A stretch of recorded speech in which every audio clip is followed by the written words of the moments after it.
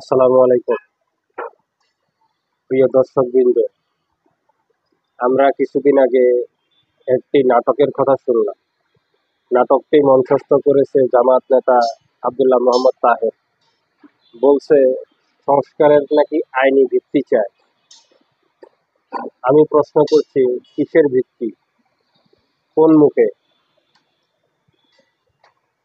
যেই দল 1971 সালে বাংলাদেশের স্বাধীনতার বিরুদ্ধে ষড়যন্ত্র করেছিল, যে দল পাকিস্তানি সেনাদের দোসর হয়ে বাঙালি হত্যা করেছে, বুদ্ধিজীবীদের রক্তে হাত রাঙিয়েছে, আজ তারা কি সংস্কারের কথা বলে? এটাও কি জাতির সঙ্গে প্রহসন নয়? ভুলে গেলে চলবে না, আল বদর, আল শামস বাহিনী গড়ে উঠেছিল জামাতের নেতৃত্বে। মুক্তিকামী মানুষকে ধরিয়ে দেওয়া, নারীর উপর পাশবিক নির্যাতন চালানো, বুদ্ধিজীবী হত্যার পরিকল্পনা, সবকিছুর পিছনে জামায়াতই ছিল। আর সেই অপরাধ আদালতে প্রমাণিত হয়েছে।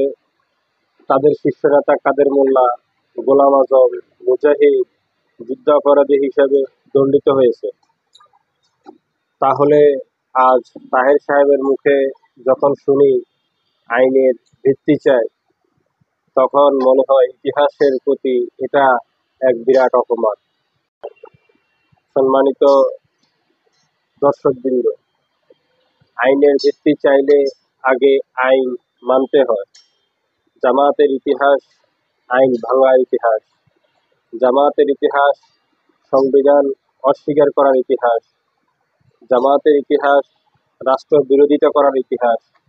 এখন আইনের কথা বলে তারা আসলে অপরাধ ঢাকতে চাইছে। জনগণ সরাসরি বলতেছে জামায়াতের সংস্কারের কোনো অধিকার নেই, কারণ সংস্কার মানে অপরাধ ধুয়ে ফেলা নয়, অপরাধ স্বীকার করা।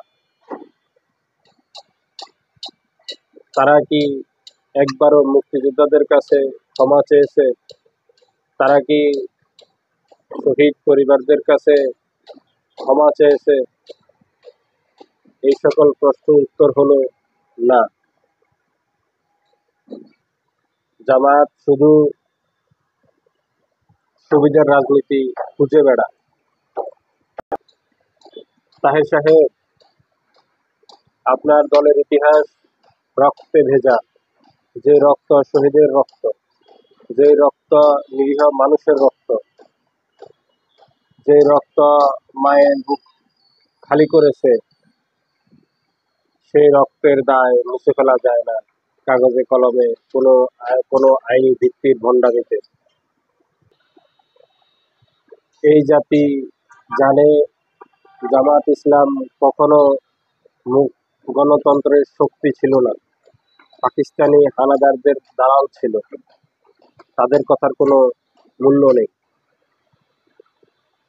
যদি সংস্কার চান, তাহলে এই জাতির কাছে হাঁটু গেড়ে ক্ষমা চান পিছনের অপরাধের জন্য। আপনারা যে অপরাধগুলা করেছিলেন 1971 সালে, সেই অপরাধের জন্য।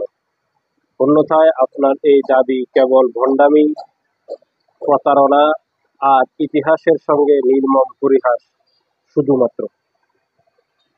আজকের জন্য এতটুকু। আল্লাহ হাফেজ। আসসালামু আলাইকুম।